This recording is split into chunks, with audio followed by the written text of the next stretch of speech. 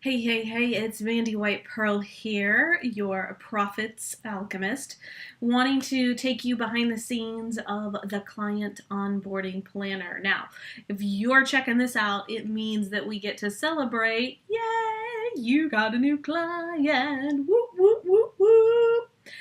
And good news and bad news. So we got to streamline the onboarding process from yes, here's a credit card number, and what next? How do they sign up for that first session?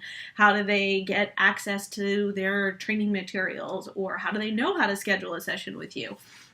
All of this is part of the onboarding process, and you want to set it up in a systemized way so that you can just get back to marketing, get back to doing sales, get back to being social and social media so you can get more clients and you can turn the client onboarding over to your team.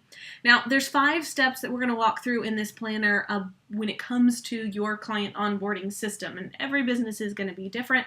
For coaches, authors, and speakers, this is kind of the deal. This is what we do. First of all, you want to take stock of what it is that how client agreements, membership sites, Facebook groups, like what is the checklist of things that they need to go through in order to be onboarded.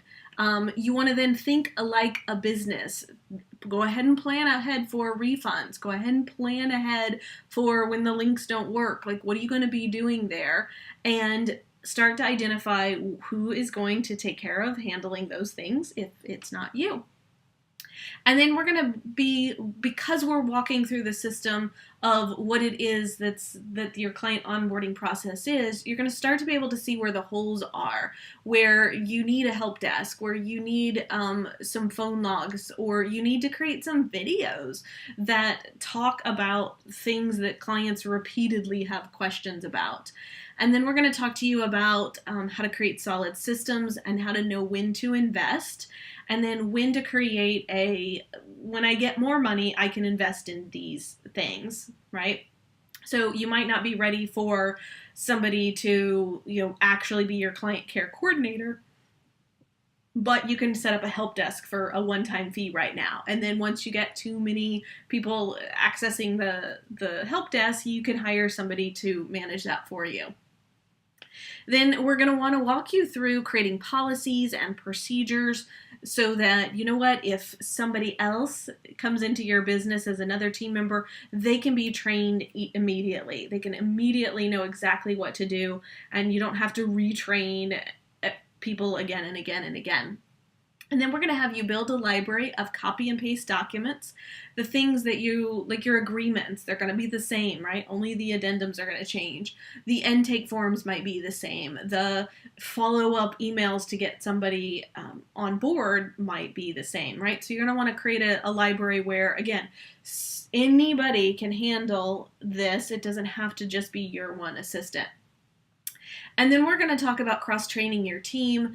What happens if a team member takes a vacation? What happens even in your own schedule if you're managing all of this in the beginning? You've got to have time on your calendar that this activity is going to happen every month, or that you pay attention to having it happen. Or after a client signs up, I like to have my own little checklist of what processes are happening so that I can manage that the team is doing that.